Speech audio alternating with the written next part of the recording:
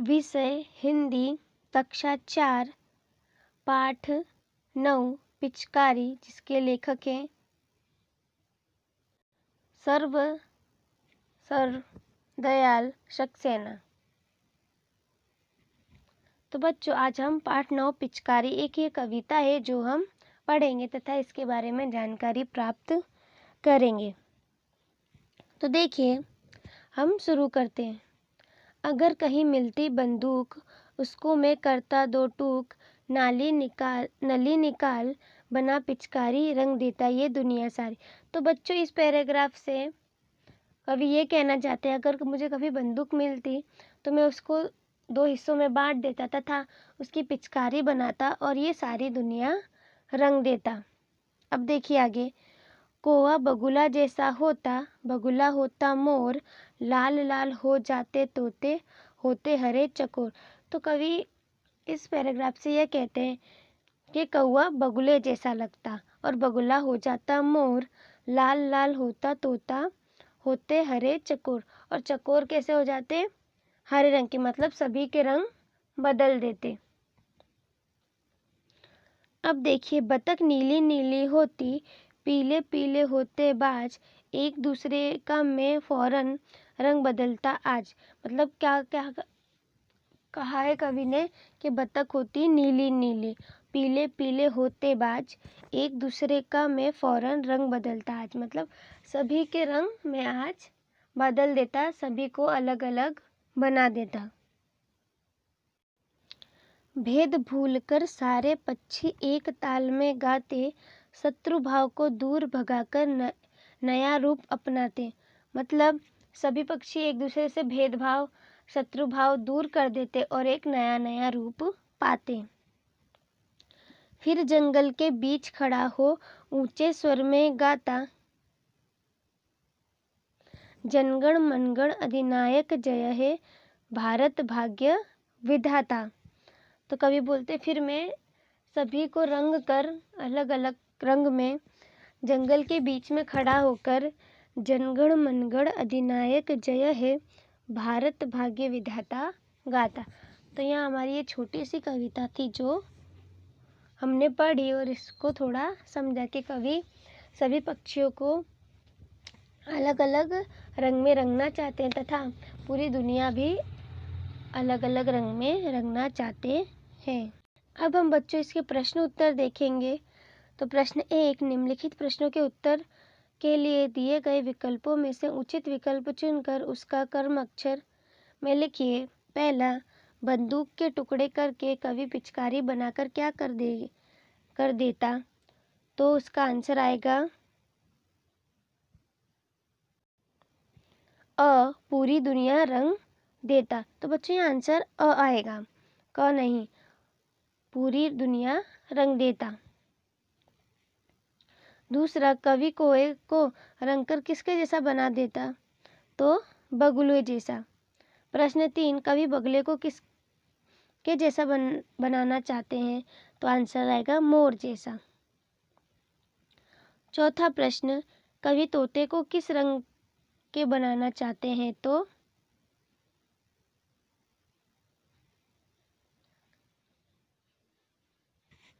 क, लाल रंग का। प्रश्न 5, कवि किस पक्षी को हरे रंग के बनाना चाहते हैं? तो आंसर आएगा अ, चकोर को। प्रश्न 6, कवि बतख को किस रंग से रंगना चाहता है? तो कवि बतख को नीले रंग से रंगना चाहता है। प्रश्न 7, कवि बाज को कैसे रंग का बनाना चाहता है? तो आंसर आएगा ब, पीले रंग का। प्रश्न 8, कवि सब पक्षियों में से क्या दूर करना चाहता है? तो आएगा ब, उत्तर शत्रु भाव। प्रश्न 9, कवि जंगल में खड़ा होकर उच्च स्वर में क्या गाना चाहता है? अ, जनगण मनगढ़। अब देखिए प्रश्न 2, कोष्ठक में से दिए गए शब्दों में से उचित शब्द चुनकर रिक्त स्थानों की पूर्ति कीजिए। तो हमें यहाँ रिक्त स्थान पूर्ण करने हैं। तो पहला, अगर कहीं मिलती बंदूक। तीसरा, कोहा बगुला जैसा होता, बगुला होता मोर। प्रश्न 3, भेद भूलकर सारे पक्षी एक ताल में गाते। प्रश्न 4, शत्रु भाव को दूर भगाकर नया रूप अपनाते। प्रश्न 5, फिर जंगल के बीच खड़ा हो ऊंचे स्वर में गाता। यहाँ पर हमारे रिक्त स्थान पूरे हुए बच्चों। ये आपको सभी प्रश्न मतलब विकल्प चुनकर जो आंसर लिखने वो तथा रिक्त स्थान वो अपने नोट में लिखने तथा याद करने। प्रश्न 3, निम्नलिखित काव्य पंक्ति पूर्ण कीजिए। तो बच्चों यहाँ पर मैंने काव्य पंक्ति पूर्ण की है। तो देखिए, अगर कहीं मिलती बंदूक उसको मैं करता दो टूक, नली निकाल बना पिचकारी, रंग देता ये दुनिया सारी। अब देखिए प्रश्न 4, निम्नलिखित काव्य पंक्तियों को सुंदर अक्षरों में लिखिए। तो बच्चों ये काव्य पंक्ति आपको देख देख कर यहाँ लिखनी है अपनी नोटबुक में। अब देखिए प्रश्न 5, निम्नलिखित प्रश्नों के उत्तर एक एक वाक्यों में लिखिए। प्रश्न 1 बच्चों चलो हम देखते हैं, बंदूक से क्या बनाई जाएगी और क्यों? तो बंदूक से बच्चों पिचकारी बनाई जाएगी दुनिया रंगने के लिए। प्रश्न 2, भेद भूलकर सारे पक्षी क्या करते? भेद भूलकर सारे पक्षी एक ताल में गाते। प्रश्न 3, ऊंचे स्वर में कवि क्या गाता? तो इसका उत्तर है ऊंचे स्वर में कवि जनगण मन अधिनायक जय है गाता।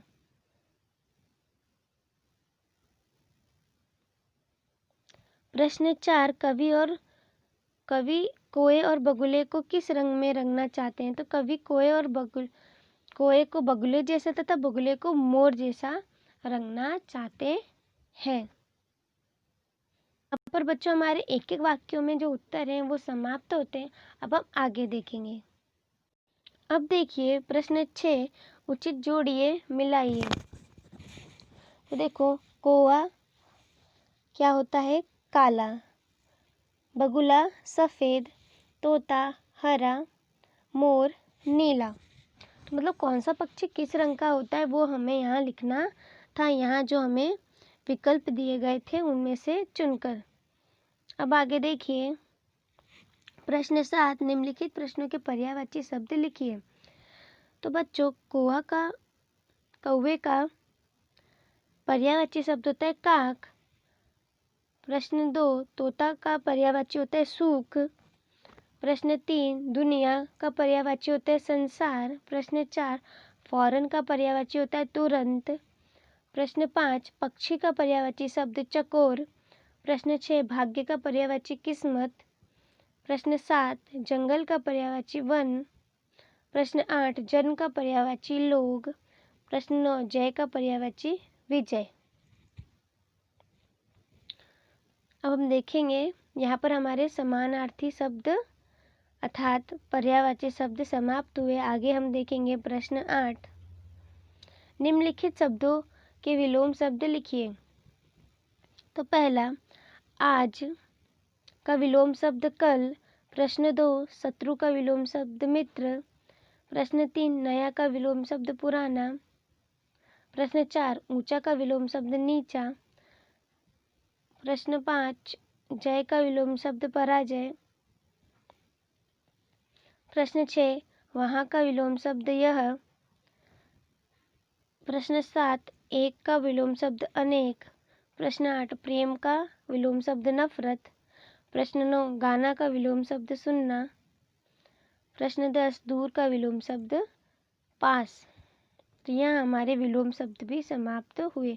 अब आगे देखिए प्रश्न 9, निम्नलिखित शब्द को अक्षरीय क्रम में लिखिए। तो देखिए यहाँ में दिए गए भारत, चकोर, अगर, बंदूक, जनगण मन, गाना। तो इन्हें शब्दकोश में लिखेंगे तो आएगा अगर, गाना, चकोर, जनगण मनगढ़, बंदूक, भारत। तो यहाँ हमारे सभी प्रश्नों के उत्तर समाप्त होते तथा हमारा पाठ भी समाप्त होता है। आप सभी को सभी प्रश्न उत्तर आपकी नोटबुक में लिखने हैं, कविता लिखनी है तथा कविता को ध्यान से पढ़ना है और सभी प्रश्नों के उत्तर तैयार करने हैं। यहाँ पर पाठ समाप्त होता है।